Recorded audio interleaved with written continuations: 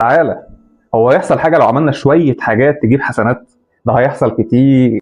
تاني حاجة الاستغفار والذكر. دلوقتي أنا واحد مغناطيس ذنوب ماشي على الأرض، اعمل ايه؟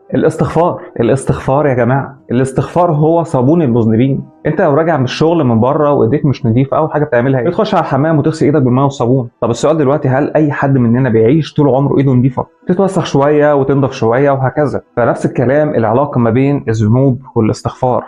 اغسل نفسك دايما بالاستغفار، لان مفيش حد مننا ما بيغلطش وبيعمل ذنوب وسيئات. ربنا وعد المستغفرين بالمغفره ومحو الذنوب زي ما شفنا في سورة آل عمران ونوح. والاستغفار مش مقتصر بس على محو الذنوب، وانت لو عاوز خير، عاوز بركة، عاوز رزق، عاوز فلوس كتير، عاوز مال وعاوز بنون، استغفر. فالموضوع مش مجرد لفظ طالع من اللسان، لازم يبقى طالع من قلبك بنية صادقة للتوبة، وان انت مش ترجع تعمل ذنوب تاني. حتى لو رجعت عملت، لكن لازم تبقى متأكد من جواك ان المرة دي آخر مرة.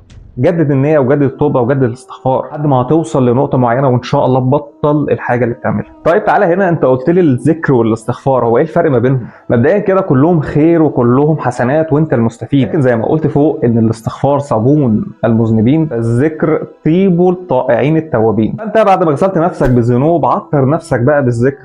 سبحان الله والحمد لله ولا اله الا الله، الله اكبر، لا حول ولا قوه الا بالله، لا اله الا الله وحده لا شريك له، له الملك وله الحمد، يحيي ويميت وهو على كل شيء قدير. سبحان الله وبحمده، سبحان الله العظيم. برضه سيد الاستغفار جميل جدا، واشكال الذكر كتير جدا. ممكن تشوف الاذكار والصيغ بتاعتها اللي كانت عن النبي وتستمر عليها. فخلي معاك سبحتك العاديه ديت، مفيش ممكن العداده، مفيش خالص ممكن على ايديك برضه، عشان تشهد عليك يوم القيامه ان انت كنت بتسبح بيها. فاذكروا ربنا كتير واستغفروا، وربنا يتقبل منكم ان شاء الله.